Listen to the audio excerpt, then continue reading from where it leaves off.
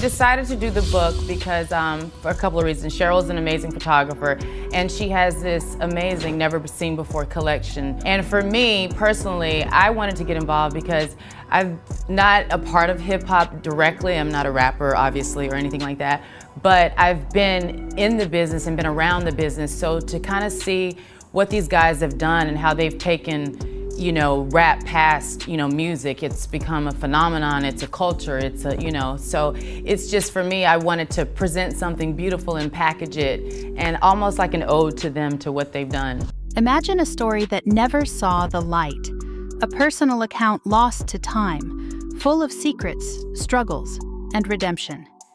Kim Porter, the iconic model and actress, left behind more than just memories. She left a manuscript filled with her innermost thoughts, but it vanished with her untimely passing. What hidden truths might it have held? And why did it disappear just as her story reached its most intriguing chapters? Kim Porter was found this morning in bed, unresponsive, in the upstairs bedroom of this Toluca Lake home. They say a doctor spoke with them who said she had been feeling ill for the last week. When Kim Porter tragically passed away in 2018, the world mourned the loss of a woman whose life was far more complex than what paparazzi photos and media coverage revealed. No one's ruling out anything at this point. The cause of death is just undetermined because we don't know the cause of death. There's no obvious signs of death upon examining the decedent. Was P. Diddy home at the time of her death, or just here when you got here? I can't comment on that. What about the children? They were here. We've seen them coming in and out of the house. They were at home as well? I don't believe the children were home at the time. Known widely for her long-standing relationship with Sean Diddy Combs and her role as a devoted mother, Porter's life was marked by highs and lows, trials and triumphs that few knew about. It was the same thing Kim was going through. I didn't know her, but I knew somebody like her, and that was Kim Porter. In her later years, she'd begun working on a memoir, a deeply personal account of her life, her dreams, and her untold struggles. However, as mysterious as Kim Porter's life was, the story of her lost book is perhaps even more mystifying. This vanished manuscript is rumored to contain the raw, unfiltered version of her life, and to this day, questions linger. What happened to the book, and what might it have revealed about Kim's complex world? But guess what? We have the book, so join us as we delve into the chapters together as I narrate it to you.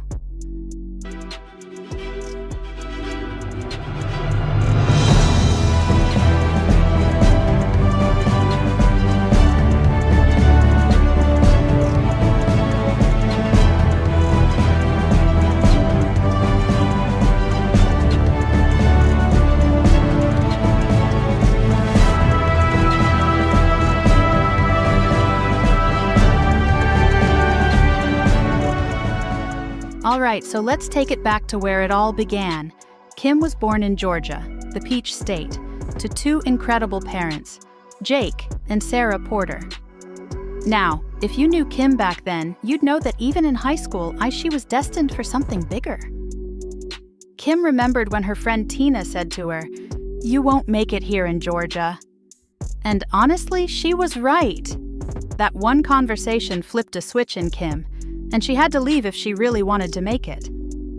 While searching for greener pastures, she met Al while working in the industry, and let me tell you, he was so charming. Introduced us. He actually came up to me and he was like, "Kim, do you want to meet Al B. Sure?" And I'm like, yeah. He was nice. He was very genuine and sweet and compassionate, and those are the things that I fell in love with, outside of his good looks. She was also, you know, very independent and kind of doing her own thing, you know, modeling, and she was in and out of Italy, and so I would fly over to Italy and, you know, support her. They got married super fast, and before she knew it, Quincy was on the way. But we were both young, and it just wasn't meant to last. Luckily, we've stayed super close over the years. Al's an amazing dad, and I'll always have love for him. What's up, y'all? It's your friendly international superstar, Queen Princess Maker, Diddy. And I'm back. I know it's been a long time, been shooting a movie, but I came back for a special occasion. Today, God is the greatest. He blessed me, and my girlfriend Kim in the world with 2 beautiful baby girls. Now enter Sean, the wolf in a sheep body. At first, he was just another guy at the label. Cool, but nothing serious. But then, he started working his charm, and before I knew it, we were dating. If you haven't seen the video Diddy, the Unsolved Mystery of Kim Porter's Death yet, make sure to head over to our channel or check out the link in the description to watch it now. You don't want to miss out on the full story. Kim, a young single mom at Uptown, one of the hottest companies, and HWT boyfriend's career was blowing up. It felt like a dream. And honestly, it just kept getting better. However, back in the day, Sean was always hanging out with Clive. Yeah, the Clive we all know. At first, I thought nothing of it. I mean, he was Sean's boss, and they were both doing these massive things in the industry, bigger than most people could ever dream. But then, something happened that totally changed everything. I'll be real with you guys, I was open-minded, you know? I liked trying new things, having fun with my partner. But one night, Sean suggested something that really caught me off guard. He wanted me to use a certain, let's say, toy on him. I was like, wait, what? I mean, he kept saying he just wanted to experiment, that it was only going to be this one time. Kim was 20 at the time, young, still figuring things out, so she thought, all right, whatever, I'll give it a shot. But guys, it was awful. I instantly regretted it, and to be real, things got pretty messy. After that, I just needed space. I stopped answering his calls, trying to move on. But then, a few weeks later, we bumped into each other at an event. Sean came over, all friendly, complimented Kim with, "You look amazing." I just said, "Thanks, Sean," and tried to get out of there. But he grabbed my arm and looked me dead in the eyes, saying, "Look, I know what happened was weird, but I really care about you. I think I'm falling in love with you." I was shocked. I mean, love? That was fast. And let me tell you, she didn't realize at the time. But this was the start of a manipulative cycle. Kim was so young, so naive. Looking back, she wished she had seen it for what it was. So, after everything that happened, Sean was still trying to win Kim back. He convinced her to have dinner, and a few days later, they were out at this swanky lounge in Lower Manhattan. He was pulling out all the stops, being the perfect gentleman, saying, "Look, I hated it, and I never want to do that again. Give me another chance." I figured, all right, maybe we can move on. So over coffee the next morning, Kim decided to give him another shot. And honestly, things were going great. Sean was coming up fast. Bad Boy Records was taking off. He was signing big names, and it felt like Kim was finally living her dream. But then, Sean asked her to do that again. I couldn't believe it. He said he couldn't stop thinking about that night and begged her to do it one more time. She snapped and said, "Why don't you go to Clive? Isn't he the one screwing you?" Sean slapped, and before she could react, he started apologizing, begging her to forgive him. She was furious and ran out. Kim thought she was done with him. But then came the flowers, the gifts, the endless apologies. We bumped into each other at another event, and of course, he went straight into apologizing, saying he loved me and Quincy like his own son. He looked so genuine, so sweet. And despite everything, part of me missed him. As he started to walk away, I heard myself say, "Call me later." Sean started showing up at Kim's place with flowers, asking to see Quincy. And let me tell you, he's great with Quincy, like, my son ran up to him all excited and they had this sweet moment. Sean calls him Tiger and even does this little love tap, sending him off to bed. Watching them, I had this wave of nostalgia, like, this was the man I fell for. But then reality hits. This is also the same guy who slapped me and has some, let's just say, unusual requests. So why am I still here? Sean looks over at Kim and said, "Let's go have some fun. Babysitter's on the way." And before I knew it, I agreed. We're sitting on the couch, laughing, actually having a good time, when the doorbell rings. Babysitter's here, we head outside, and a huge guy in a suit gets out of a limo to open the door for us. And I mean, he's got a gun tucked right there, not even trying to hide it. I'm thinking, did Sean want me to see that? But this guy, Gene, turns out to be polite, respectful, even gives me a "good evening, ma'am." Little did I know, I'd be seeing a lot more of Gene after that night. Her book Because there's always been a rumor, she got because she was exposing a lot of stuff in her book. It was alleged that she did have a book and she was talking about everything that she went through in the music business and with Diddy. A year goes by and things seem relatively calm. No big fights, though Kim starts noticing Sean's strange interest in voodoo. He's out here putting curses on people. But that's not all. Kim's got marriage on her mind, and while she's waiting for Sean to commit, his career is absolutely taking off. Biggie's dropped, his label is blowing up, and things are busier than ever. There comes in Mary J. Blige. Sean signs her, and as Kim soon finds out, he's also sleeping with her. Now, as explosive as that revelation was, Kim eventually takes him back. And then, Sean ups the ante, asking Kim for a threesome with Mary. At first, she's furious, but it turns out, well, let's just say it doesn't go how you'd expect. She agrees, and for the first time, she finds herself enjoying this new, adventurous side of their relationship. Over the years, Sean and Kim continue to bring other people into the bedroom every now and then. But one night, things take a turn from exciting to bizarre. Kim comes home to find her ex, Al B. Sure, who's also the father of her child Quincy, sitting at her dinner table with Sean. Everything's friendly at first until Sean drops a comment suggesting they take their sharing to another level. Kim's taken aback, but Al's surprisingly intrigued. It's like this moment where everything is on the table, and just when things are getting really intense, something happens that makes Kim bolt out of the room. Sean calls after her, but she's done for the night. And just when you think it couldn't get any crazier, Kim later finds out that Sean kept a vault, a record of all his encounters. Not just with women, but with men too. Yeah, there's more to this story, and from what we know, this discovery is just the tip of the iceberg. So if you thought this was a wild ride, you're gonna want to stick around for the next part. We're only scratching the surface here. Make sure to hit that subscribe button, tap the notification bell, and stay tuned because trust me, things are about to get even more intense. We decided to do the book because for a couple of reasons. Cheryl's an amazing photographer, and she has this Hey guys, amazing, welcome never back. seen before collection. Now, if you missed our last deep dive, you'll definitely want to go back and check it out. We covered all the twists and turns that set the stage for today's story. But today we're getting into some intense chapters. Trust me, you don't want to miss this one.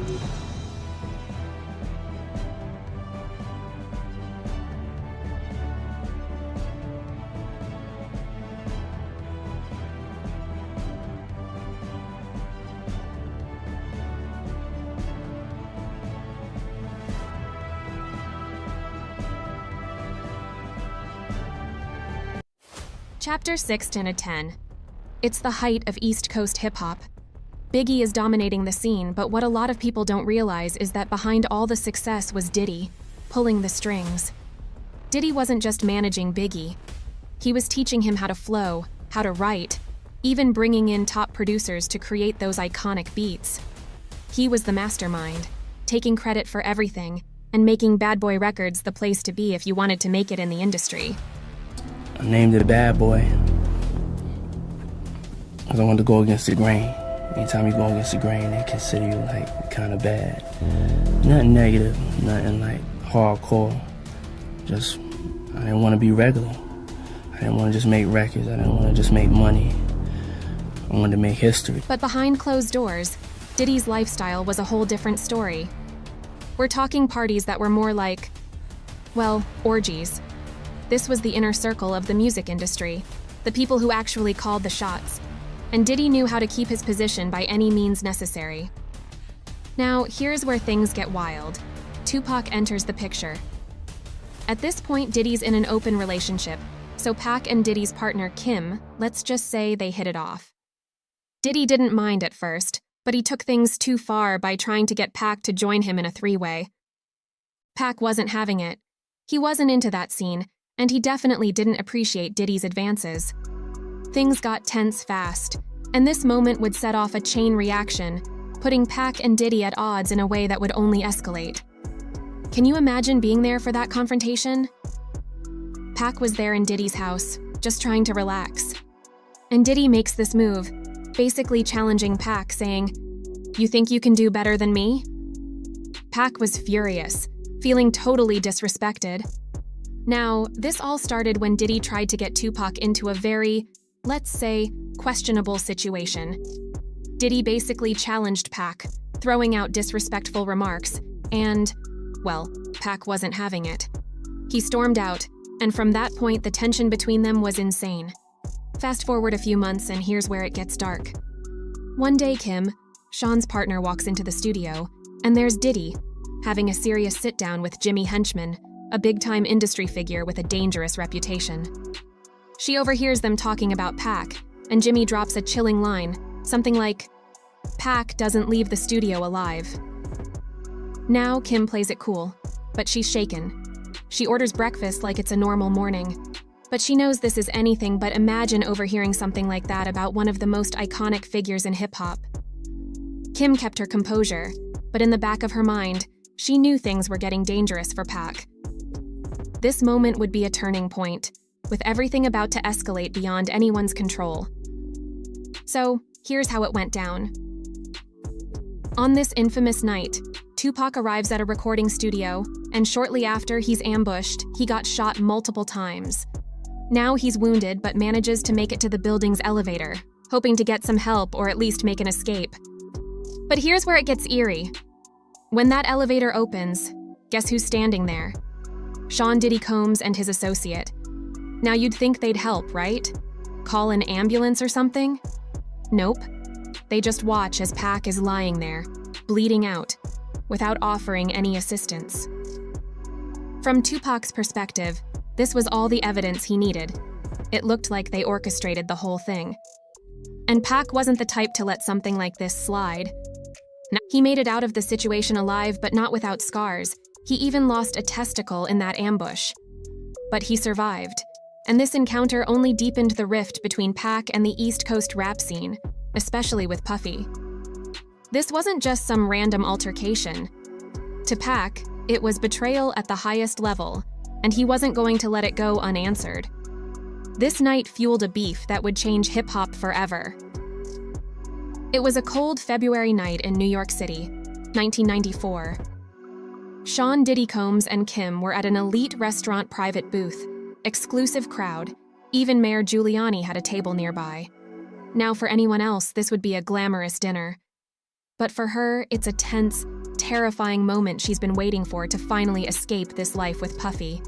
But what happens next sends chills down her spine. While they're sitting there, Puffy gets on the phone. She can only hear his side of the conversation, but his words say it all. "We're gonna release Who Shot Ya now." Now, for anyone who remembers, Who Shot Ya is that infamous track by Biggie that stirred the pot in the East Coast-West Coast beef, fueling tensions with Tupac, who'd just survived a shooting. And here's Puffy, cool as ice, saying, "Of course they'll think B.I.G. was talking about Pac. That's the whole point. Imagine how much money we'll make with this beef. Pac's alive, so let's capitalize on it." Now, this isn't just a casual business talk. She can tell by his tone. There's a threat here, a darkness she's feeling up close. When he hangs up, he turns to her asking, "What's wrong?" She tries to play it cool, fake a smile, but he's not buying it. He grabs her hand and starts squeezing, almost crushing it, asking if she's sure. She didn't hear anything. She's trapped, forced to give him the answer he wants. This moment right here? It's not just about intimidation. It's about control, showing her just how trapped she really is in this glamorous life that's actually a nightmare. As she's sitting there surrounded by luxury, she knows she has to be strategic. If she doesn't play this right, she might not get another chance to escape. He's not only dominating the music scene, but also intimidating everyone around him. In walks a young Sean, Carter the future Jay-Z. Carter's there for a private talk, but Kim was with them, overhearing everything. And this isn't just any casual chat. Puffy finds out that Chris, one of his close associates, was planning to break away with Tupac to start their own label.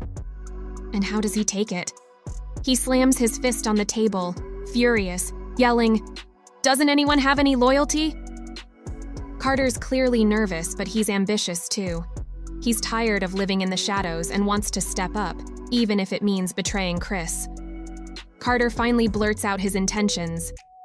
I want his spot. And surprisingly, Diddy respects it. They share a moment of understanding, sealing a dark alliance right then and there. Meanwhile, Kim realizes it's time to slip out, especially after she's overheard this deadly talk. She excuses herself, taking a chance to leave while they're wrapped up in their scheming. It was an award show. The glitz and glam were on full display, and everyone was there. Sean P. Diddy Combs, Quincy Jones's daughter Kadada, who's dating Tupac, and the crew are all in the building. Now keep in mind that Kadada and Tupac are this powerhouse couple, while Kadada and Kim are super close friends. They're used to the limelight and award shows, so this is nothing new. But there was tension tonight. When Kadada shows up at their table, she's met with a smile from Sean that's, let's just say, not exactly genuine. Diddy's sitting there, feeling on top of the world, knowing Bad Boy is dominating the music game, especially on the East Coast. He's surrounded by his people, including Biggie and Faith, and he's convinced he will sweep up every award. But Kadada, who's loyal to Pac, casually mentions, Pac's music gonna get some love too, and you could feel the temperature drop. Sean's smile fades, and he takes a sip of his cognac before giving a dismissive response. Bad Boy got the hottest music on the planet, but I ain't trippin'. Everybody gotta get their shine, right? She brings up one of the biggest suspicions in rap. She tells him that Tupac thinks Sean was involved in his shooting. The whole room is already buzzing, and Kadada doesn't hold back, throwing some serious shade right in front of everyone. Now Puff's trying to keep his cool, but you can feel the tension at the table. Kadada keeps poking at him, saying, "You think you're untouchable?" and making it clear she thinks he's responsible for Pac's shooting. Even Kimora Lee Simmons, who usually smiles, tries to defuse the situation, but Kadada does not. She's fearless, and everyone around them is watching. Then things get weird. After Kadada and Kimura head off to the restroom, Sean sits there quietly, taking in all the stares. But here's where he gets petty in a seriously messed up way. He casually walks over to Kadada's table, grabs a pitcher of ginger ale, and wait for it pours himself a drink, then puts the pitcher under the table. And yeah, you guessed it. He's marking his territory in the most disgusting way possible, right there in the middle of this fancy event. He smiles, puts the pitcher back on Kadada's table, and sits like nothing happened. So Kadada and Kimura return to their table, looking all calm and collected, unaware of the gross stunt Sean just pulled. Sean, meanwhile, is trying to play it cool, asking me which songs I think he's gonna win awards for, trying to keep the focus on his music. Now here's where things get interesting. Just as Kadada's about to pour herself a drink from that very pitcher, Sean's bodyguard, Jean, steps in. I think he stopped her right on time, risking Sean's anger in the process. Major relief on my part because, let's be real, it was about to be disgusting if she drank from that. We're back at one of Sean's infamous after-parties, and let's just say these events had everything. Celebrities, wild hookups, and a level of partner swapping that'd make most people's heads spin. It wasn't just about the parties, though. Sean had a complicated relationship with pretty much everyone around him. So after a particularly wild night, I woke up to find Jada Pinkett in one room with me, while Sean was coming out of another room with a couple of famous faces, including Will Smith and someone else I wasn't too fond of. They had all been partying hard, but Sean seemed way more interested in the company of certain men than he ever was with me. It was starting to become clear our relationship wasn't exactly as romantic as it appeared. Now, the morning after, Sean was already thinking about business.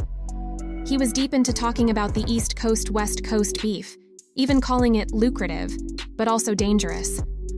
One of the partygoers even joked with him, calling him daddy, and telling him he didn't have anything to worry about. But then things took a dark turn. Sean started hinting that he couldn't protect people who weren't fully loyal to him. If someone wasn't 100% on board, they were on their own. We're all sitting around when one of Sean's guys starts asking some pretty sketchy questions, like really sketchy. Sean starts talking about loyalty in a way that sounds less like he's protecting his people and more like he's putting a price on that protection. And suddenly I realize this isn't just business talk. They're hinting about someone leaving Sean's label, someone Sean feels isn't worshiping the ground he walks on, and his message is pretty clear. If you're not loyal to him, he's not responsible for what happens to you. Here's where things get eerie. I start piecing it together, and I'm thinking, could they be talking about Biggie? But at the time, I was too young and too hungover to fully process it. Looking back now, it seems obvious. Sean didn't just mean he wouldn't protect Biggie. This could have been something much darker. Feeling caught in the middle, I couldn't just pretend everything was okay. So I pushed back a bit, mentioning that Biggie hadn't left the label yet. We're talking way beyond any regular drama. Sean starts ranting about loyalty, but he takes it up a notch, basically saying he's done protecting Biggie. And why? Because Sean feels Biggie's not 150% loyal. But when I try to talk sense into him, maybe appeal to his wallet, he just drops this bombshell. Biggie's actually worth more to him dead than alive. Yes, you heard that right. I'm practically sprinting for the door. I make up some excuse about needing to see my kid, and I'm out of there. But let me tell you, I left that morning realizing just how cold and calculated Sean really was. The relationship between Sean and Kim was toxic, to say the least. They're off again for who knows how many times, but Sean keeps calling, this time with a whole new twist. He's worried about his proclivities, which she just straight up calls his sexuality getting out. And to keep things under wraps, he's staging a new relationship with a video girl. But he's still calling Kim, trying to control her emotions, hitting her with lines like, "You know I love you," and "I wouldn't lose control if I didn't care." Talk about twisted logic. Even as he's planning to publicly date someone else, he's trying to keep her emotionally wrapped up in his drama. He's using their shared history, and even bringing up her kid, Quincy, to try and stay in her life. But she's finally hitting her breaking point, and by the end of the call, it sounds like she's done. For real this time. So what's next for her? How will she deal with the fallout from Sean's manipulations? And will he really leave her alone? Stick around because the next chapters promises even more drama. Make sure to hit that subscribe button and stay tuned for the next part in this crazy story.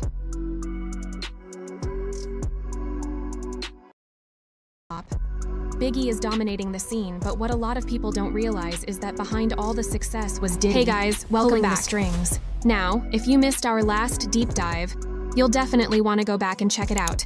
We covered all the twists and turns that set the stage for today's story. But today, we're getting into some intense chapters. Trust me, you don't want to miss this one.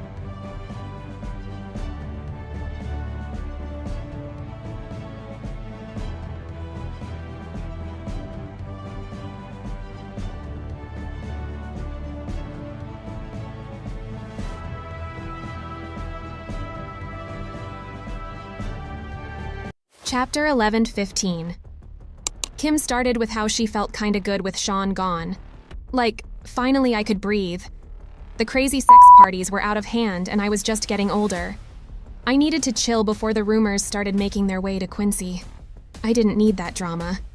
Plus, Chris was heading to Cali, and honestly, I had a bad feeling about what was about to go down with Tiana Wallace. Anyway, it's Friday night. I'm sipping wine, just trying to relax in my robe, and bam! The doorbell rings. I wasn't expecting anyone, but I open the door, and who's standing there? Sean. My heart stops for a second, but I try to play it cool, force a smile and slur out, "Hey, come on in." Clearly I'd had a bit too much wine, but whatever. Sean's looking around, like he's suspicious or something, and then says, "You haven't been answering my calls. Just wanted to make sure you're okay." Now listen. Sean was not here out of concern. This man is all about control. Even though we're not together and he's dating someone else, he's still got his eye on me. Classic Sean. Imagine someone who once meant everything to you now in your home, with a look that's colder than anything you've ever seen. It was supposed to be a simple visit, just a checkup, but things took a terrifying turn fast. She thought she'd be safe, but then Diddy dropped her to the floor. And then he calmly put a gun on the table. This wasn't some outburst of jealousy. This was a calculated move. "If I wanted to hurt you," he said, "no one would trace it back to me." Can you imagine the fear Kim felt at that moment? But here's the scariest part. He wasn't there to win her back. No, he was there to make sure she'd keep his secret. Diddy didn't need Kim love, he needed her silence. In the days that followed, Diddy flooded Kim with flowers, expensive toys for her son, and more. All meant to buy her compliance. But what she couldn't escape is that she was living with a constant shadow, a chilling reminder of how high his power reached. And now she was trapped, knowing she couldn't even turn to the authorities for help. So, where does she turn next? How do you break free from someone who holds so much power? Stick around as we dig deeper into this story, exposing the web of influence and control that some people are desperate to keep hidden. The calamity that ensued behind the death of Biggie shook the East Coast. It rocked me as well. Sean could have stopped it. He was complicit in it. He was a contributor. He knew it was going to happen and didn't stop it. Now imagine sitting at a dinner table with the mother of someone whose death rocked the music world, someone taken too soon. Also imagine that the person sitting across from her is the one she believes was behind it all. That was the reality for Kim. She was there, listening to Ms. Wallace, the mother of Biggie Smalls, begging Sean for financial help after her son's death. But Sean, cold as ice. He kept saying that business is business, that Biggie owed him money. Can you imagine the heartbreak of that moment for Ms. Wallace? One night, Kim was out with Diddy. Yes, they were on again. And we were joined for dinner by none other than Ms. Wallace. It got even darker when Ms. Wallace stared Sean dead in the eye and asked, "Did you kill my son?" Sean just sat there, pretending to be hurt, faking that sadness with a straight face. But Kim knew better. She'd seen that look 100 times. She could tell it was all an act, hiding something terrifying beneath. This wasn't just a meal. This was Ms. Wallace risking everything, putting herself in harm's way to get answers, to confront the man she believed was complicit in her son's death. And for Kim, it was a chilling reminder of how far Sean would go to protect his secrets.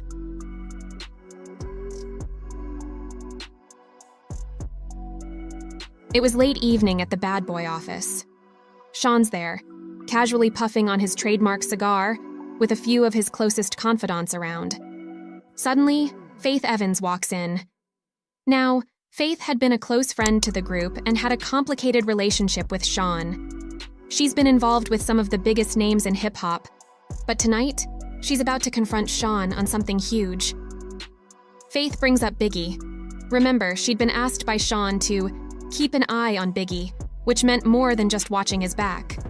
Sean wanted control, complete control, and he was willing to use anyone to get it, even pushing Faith into a relationship with Biggie to monitor him.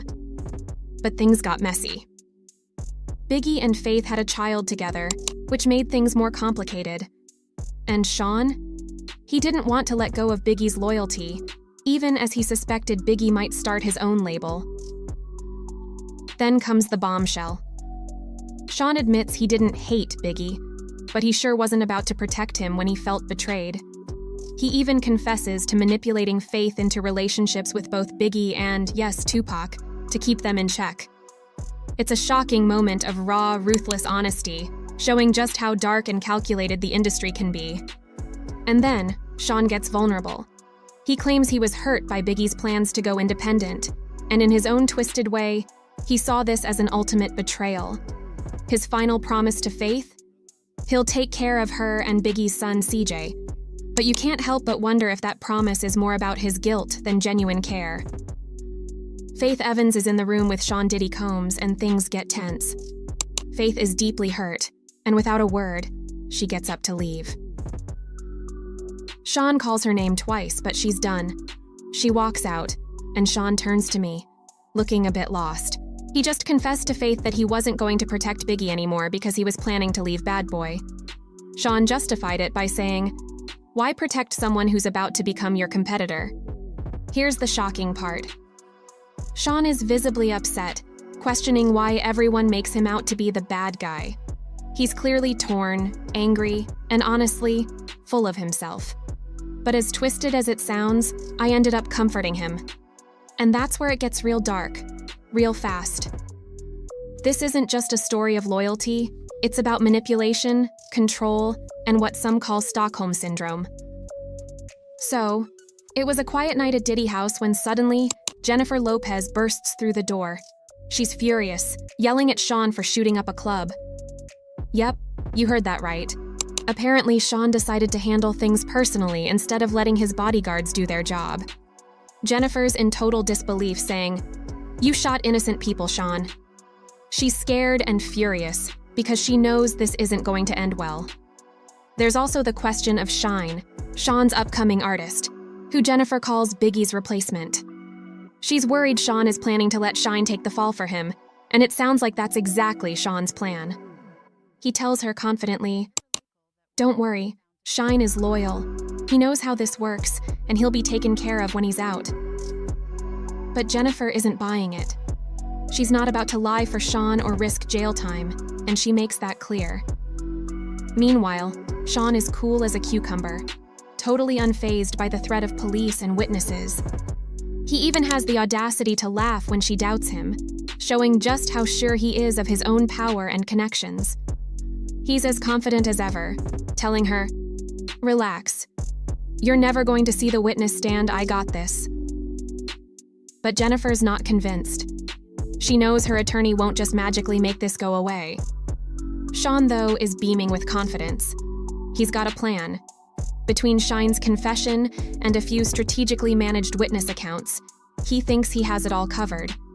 And when Jennifer nervously asks if he's planning to threaten her lawyer, Sean chuckles and says, No, just money talk, baby." He's so sure of himself, it's almost disturbing. Then Sean switches gears, flattering Jennifer, even calling her a once-in-a-lifetime talent.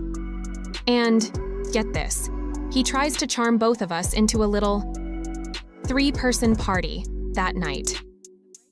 But it didn't happen that day. But this moment really shows how far Sean would go to control people even with charm and confidence to get exactly what he wants. However, Kim was out having drinks with none other than Kimora Lee Simmons. Things are going smoothly. There was a bit of a flirty vibe, but suddenly, she feels sick, like she's about to throw up. After barely making it to the bathroom, she returns, trying to play it cool. But Kimora's got a keen eye and she's not one to hold back. She points out that Kim was looking kinda plump, and then drops the bomb. "Are you pregnant?" At first, Kim totally ignored the question, but then the realization sets in. Could she be pregnant? And if so, is it Sean's? The stakes here are sky high. Kimora, straight to the point as usual, basically tells her she wouldn't want to be in her shoes if this baby is Sean's, especially after everything that happened with Biggie. There's this shared understanding that maybe, just maybe, Sean might have had a hand in Biggie's death. And that revelation hits hard. Kim came to terms with her situation, promising to figure it all out soon, while Kimora just says, "Good luck." It's a small moment with massive implications, as Kim is faced with a choice that could change her life. And that's where we'll leave it today. Make sure you subscribe and hit the like button because in the next and final chapter, we'll dig even deeper into the drama, the truth about Sean's past, and how this whole saga wraps up. You don't want to miss it.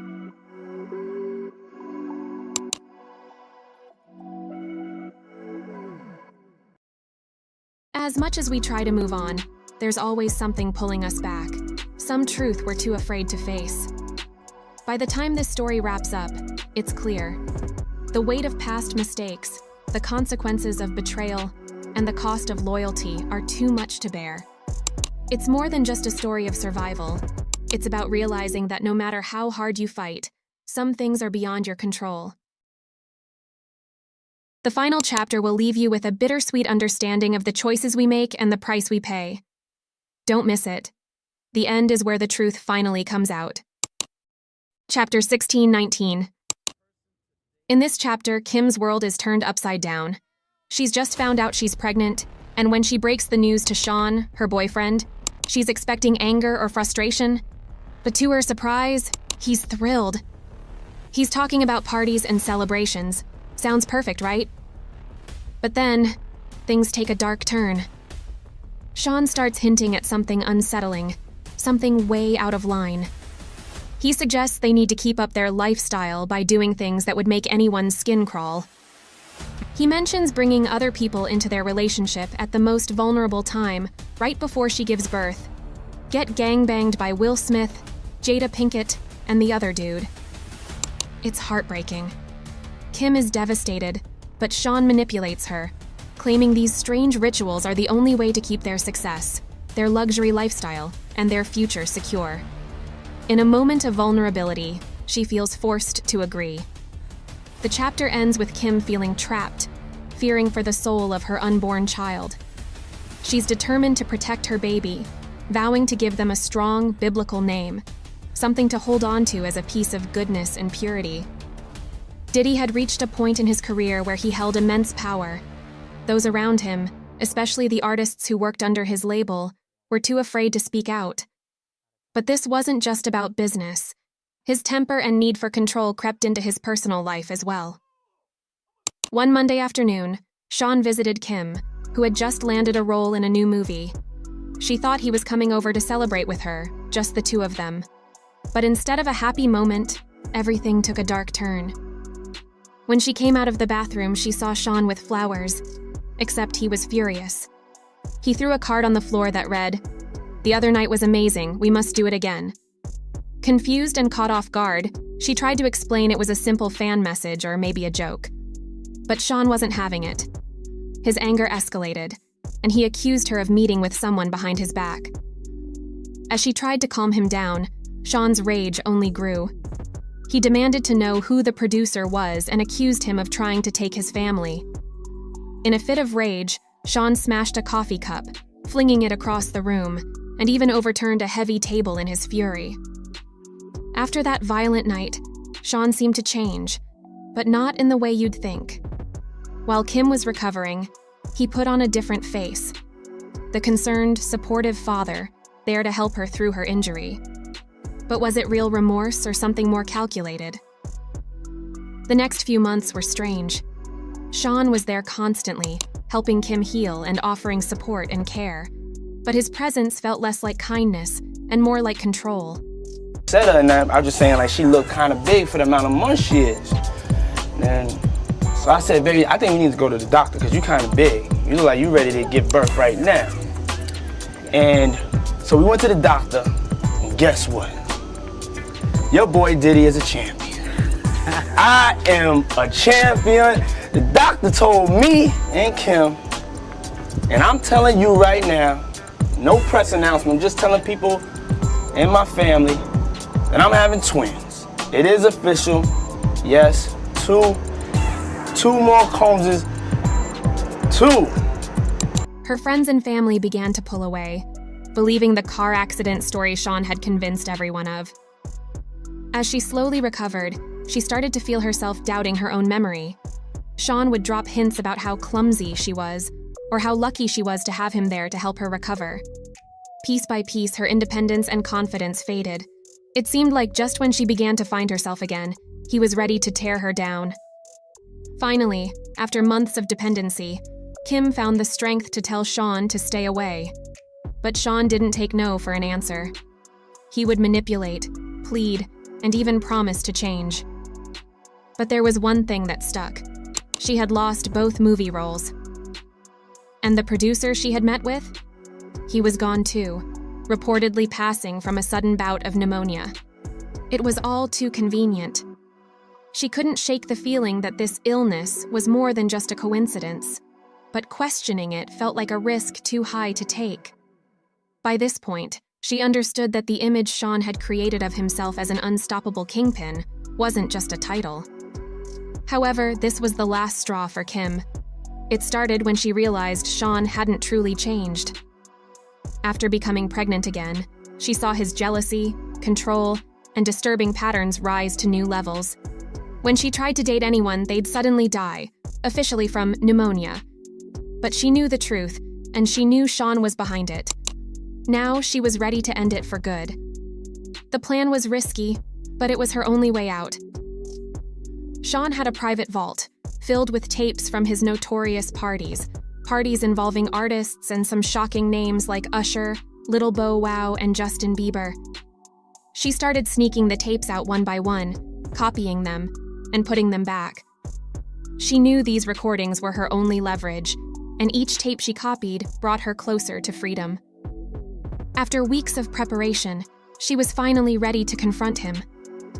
She called him over, but this time she wasn't alone. With her friend Kimura there for support, she told Sean it was over. She had the tapes, and she made it clear. If anything happened to her, the footage would be released. Sean's anger boiled over, but she stood her ground. He lunged at her in a final act of aggression, and they struggled at the top of the stairs. In a desperate moment, she kicked him back, sending him tumbling down. When the cops arrived, Sean was taken away in an ambulance, and she felt the weight lift from her shoulders. For the first time, Kim felt empowered and free. The days of being under Sean Combs' control had finally come to an end. Kim tried to start fresh and even began dating again, but every new boyfriend would meet the same fate, dying mysteriously of pneumonia. She knew it was Sean. This wasn't just a coincidence, it was a pattern. That's when she knew. It was time to tell the world the truth. Kim was determined to reveal everything, so she began documenting her story in a book. A tell-all that would expose secrets she'd lived with for years. But then, her home was broken into. Her laptop containing early drafts was gone. But she was prepared. She'd saved it all in the cloud. No one, not even Sean, could silence her now. As she worked on the book, she began feeling ill. Too ill. Sean's voice echoed through the phone, with a chilling calmness. She begged him to think of their children. His response was cold. "The most important thing to me in the world is loyalty." That's when she knew he wouldn't stop. Her worst fear was becoming a reality. In one final act of defiance, Kim sent a group text to her friends. "He got me." Then she called 911, her strength slipping away. She'd written her last chapter, knowing this might be her last chance to expose Sean. This story is a powerful reminder of how control, fear, and fame can mask terrible truths. Kim may never see her words reach the world, but they will. Her legacy will be the truth she fought so hard to reveal. If this story shocked you, let us know in the comments, and don't forget to subscribe for more stories that pull back the curtain on the world's most shocking secrets.